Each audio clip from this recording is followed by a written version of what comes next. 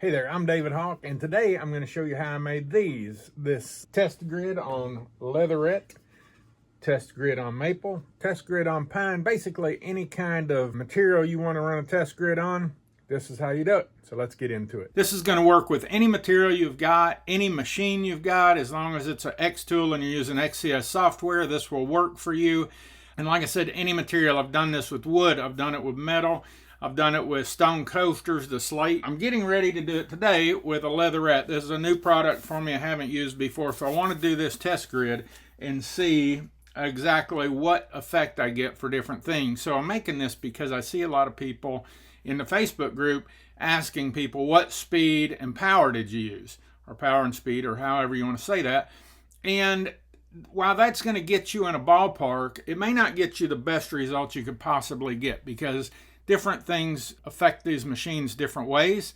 And even I think the location that you live, and height and elevation and humidity and all that stuff comes into play, I believe.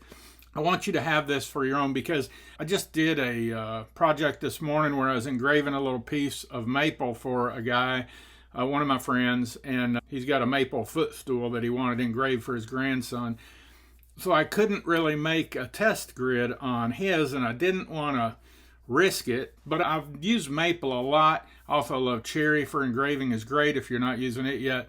But I just grabbed my piece, and I don't have it with me to show right now, but I grabbed my test kit and I was able to see exactly what outcome I wanted, and then I could just set that power and speed and ran it, and it worked fine. You can see my machine's showing a D1. It's not what I have. I have an S1, but my S1 is also an S140.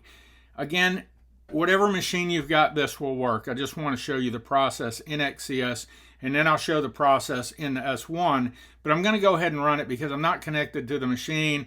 I'm actually in my office, so I don't even connect this computer to the machine. I just use it for kind of drawing and stuff. But anyway, you're going to have a shape. So first you choose a shape. If you've got any questions too, just ask. I'm happy to help however I can. I like this shape here because it's got the little point on it. I can see how crisp it gets, and it's got the round, so it works well. Now what you've got to do is choose whether you want to engrave or cut, or maybe make a test grid of both. I definitely make engraving tests, and then I do want to do a cut on this too. So I'm just going to copy that. I'm going to get a second one, and I'm going to choose cut on that one. Notice I've got no power, no speed set.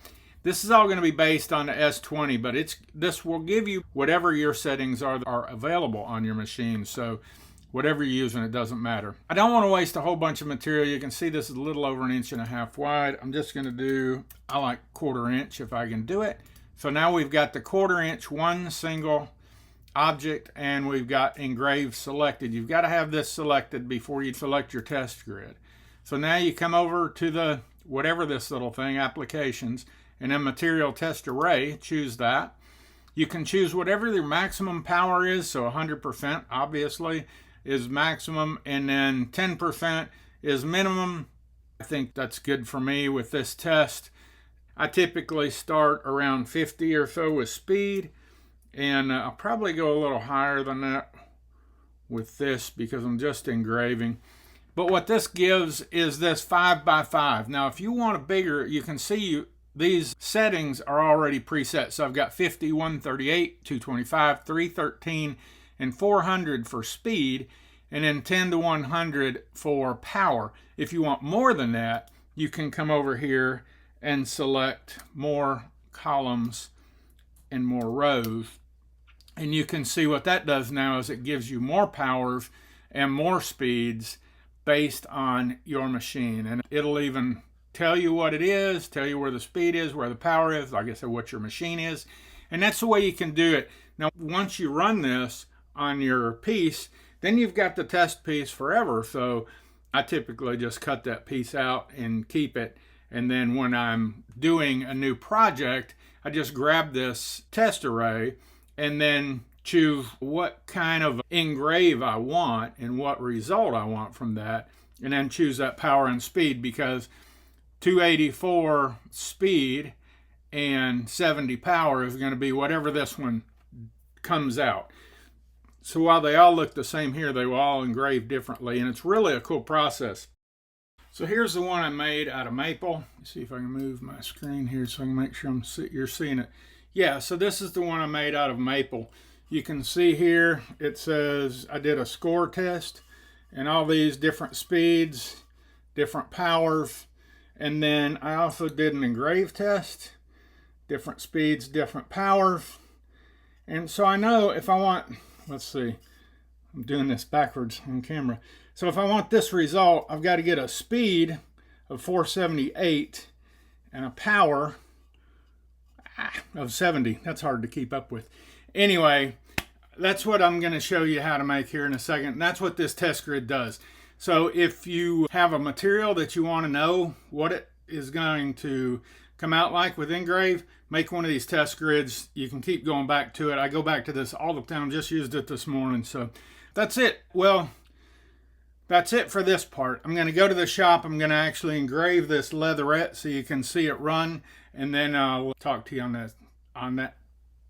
When we're in the shop, I'll talk to you then. Whew, I don't know why I can't talk today. Anyway, see you back at the shop. Hey there, I'm down here in the shop and you can see I've got my leatherette loaded in there. I've got everything framed up and ready to go. And I just wanted to show you my computer again because, like I said, we do have an S1. You can see how it's laying out there. I'm going to run both the engrave and the cut and just see how things come out, and we'll see. I'll video while I'm running it, but I'm going to speed that up because you're not going to want to see all that anyway. But I'll definitely show you when we get done with it what the result is. See you in a minute. I've got these hold down pins in place. I like those when I'm doing light material like this. Let's go ahead and do the process. All right, so here we go.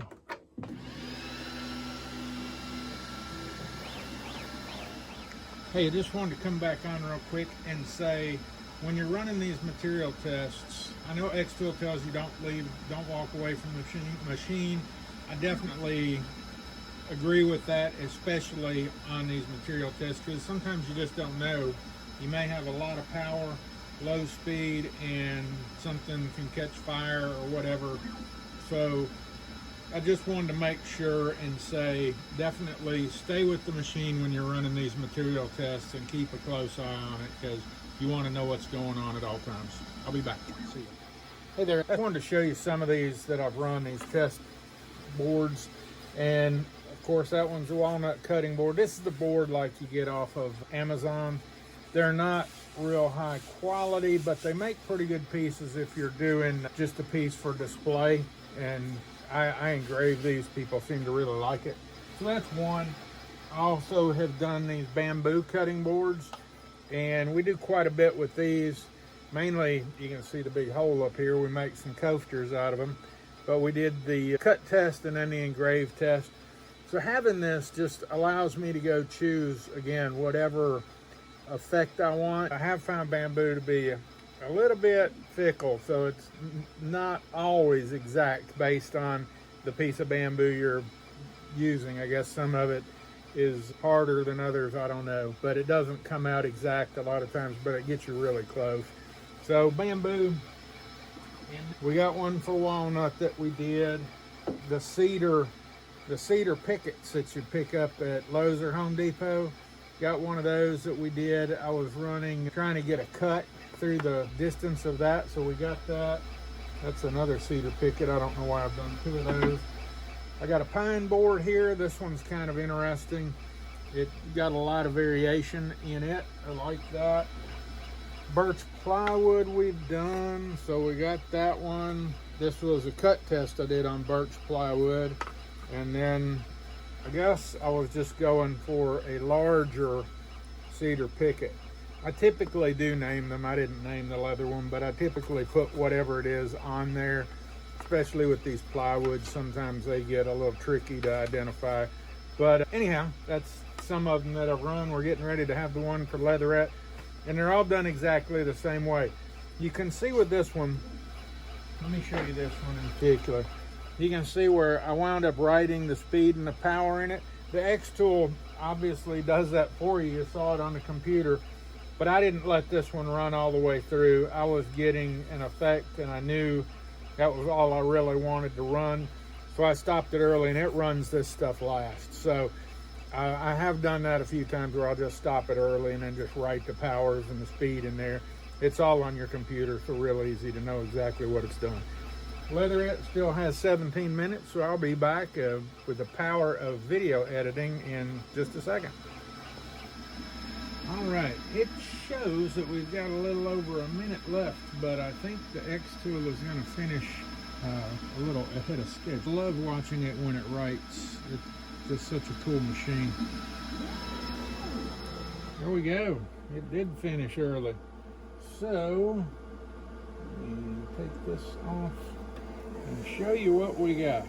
All right, so as you can see, we've got the leatherette. I stopped this one because you can see it just started burning way quickly, and I thought that might happen. Also, why I recommend really staying with your machine when you're doing these tests, because you just don't know. It's a test.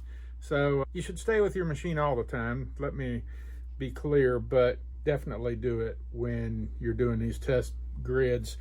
But that's it, test grid on leatherette. If you've got any questions, let me know. I'm happy to answer anything I can. I will wind up cutting this out. I typically do the cutout. I just wasn't sure what power to use to cut it, but I'll wind up cutting that out and just saving it with the rest of my test grids. I hope you enjoy the video. Again, if you've got any questions, leave me a comment and I'll answer anything I can. Thanks. See ya.